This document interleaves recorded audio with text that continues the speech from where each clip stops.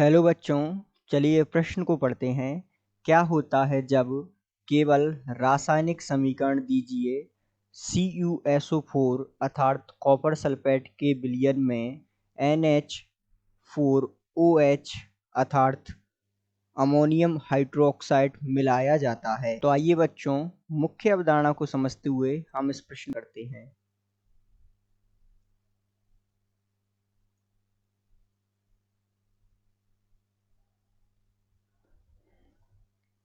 तो सर्वप्रथम ऐसे प्रश्नों को हल करने के लिए हमें अभिक्रिया की जानकारी या कहें तो साथ साथ में अभिकारक की जानकारी होना आवश्यक है। जैसे कि हम जान लेते हैं कि CuSO4 क्या है।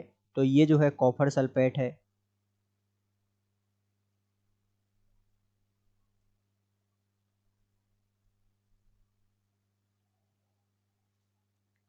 इसी के साथ जो हमें दिया हुआ है अभिकारक NH4OH, ये जो है अमोनियम हाइड्रोक्साइड है।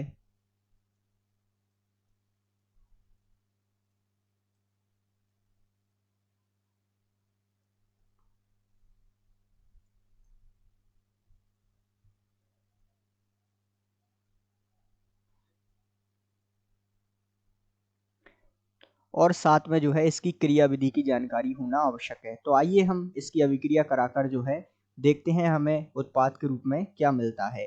तो CuSO4 कॉपर सल्फेट की अभिक्रिया जब हम NH4OH अर्थात अमोनियम हाइड्रोक्साइड से कराते हैं तो सामान्यतः हमें उत्पाद के रूप में क्या मिल रहा है। एक तो हमें मिल रहा है CuOH2 और साथ में हमें सह उत्पाद के रूप में मिल रहा है NH4 का होल ट्वाइज और SO4। तो हमें उत्पाद के रूप में क्या क्या मिला। एक हमें मिला कॉपर हाइड्रोक्साइड। तो ये जो है कॉपर हाइड्रोक्साइड हमें मिला।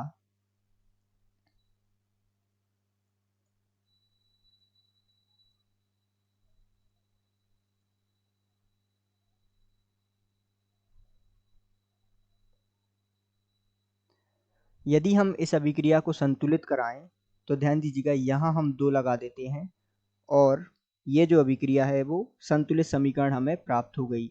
ये जो हमें मिला है कॉपर हाइड्रोक्साइड, ये जो है सामान्यतः नीला अवक्षेप होता है।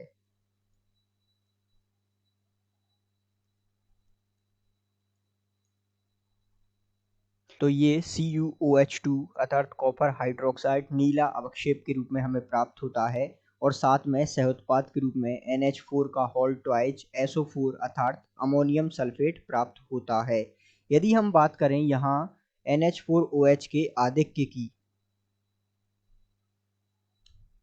यदि हम CuSO4 की अभिक्रिया सामान्यतः NH4OH के आधिक्य अर्थात इसके 4 मूल ले लेते हैं, अर्थात इसको हम आधिक्य में ले लेते हैं, तब यदि हम इस अभिक्रिया को कराते हैं तो हमें प्राप्त होता है CuNH3 का होल 4 और OH का होल ट्वाइज और साथ में हमें मिलता है 4 मूल H2O। तो ये जो है हमें प्राप्त होता है यदि हम इसको आधिक्य में लेते हैं।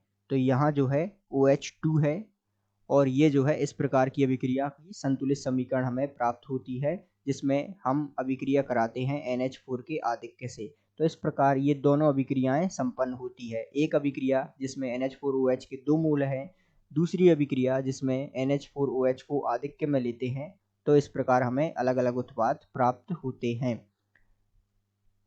तो इस आधार पर आप क्रिया विधि की जानकारी के साथ इस अभिक्रिया को हल कर सकते हैं और उत्पाद प्राप्त कर सकते हैं। हमने इसमें रासायनिक समीकरण को देखते हुए इस पूरी अभिक्रिया की संपूर्ण क्रिया विधि को समझा।